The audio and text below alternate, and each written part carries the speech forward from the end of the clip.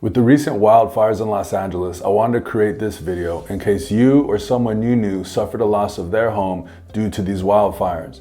Now, Proposition 19, or also known as the Home Protection Act, has a few components, and in this video I wanted to focus on the one component that has to do with victims of wildfire and natural disaster, where a homeowner can transfer their current tax base on their primary residence to a new replacement property.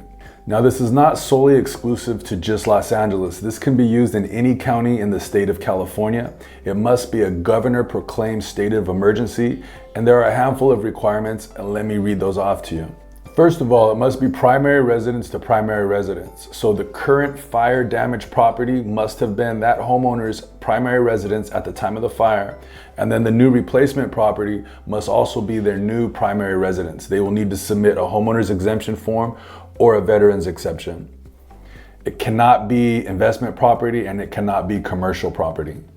Additionally, you can either sell your fire damaged property first and then buy the replacement property, or you can purchase the replacement property first and then sell your fire damaged property, and you have a window within 2 years to do that. And the current fire damaged property must be substantially damaged. More than 50% of that property must be lost or damaged, and you have to sell that property as is. You can make no repairs before selling it. So now let's say you purchase the replacement property and that property is equal or less value than the fair market value of the damaged property. If that's the case, you can transfer your current tax base to that replacement property with no adjustments. However, if that replacement property that you purchase, if you purchase it for a higher value than what your fair market value is of the fire damaged property, you can still transfer that tax base, but there are some tax adjustments, and let me explain to you how that works. So first of all, we need to figure out what is the market value of your fire damaged property. And you're probably thinking, well, the property was severely damaged or burnt down, so that amount's going to be so much lower. However, the way the county does this is it's based off what was the market value of this property the day prior to the fires. And you can give them comps to work on the value, but the county does determine this. For example, let's say your current tax base on your fire damaged property is $500,000. So you want to transfer that $500,000 tax base to your new replacement property, and you just purchased that replacement property for $1 million.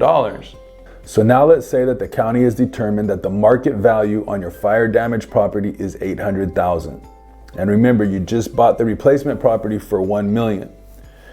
So the way the math works is you're going to take that $1 million minus the $800,000 and you're left with $200,000. That $200,000 will be added to the tax base that you're trying to transfer over. So your current $500,000 tax base plus the additional $200,000 will equal $700,000, and that will be your new tax value. Also very important, you will need to submit a BOE 19V. That's the Board of Equalization 19V, and you will submit that form in the county of the replacement property that you purchased. If you have any other questions, please let me know. I'm always here to help. Have a wonderful day.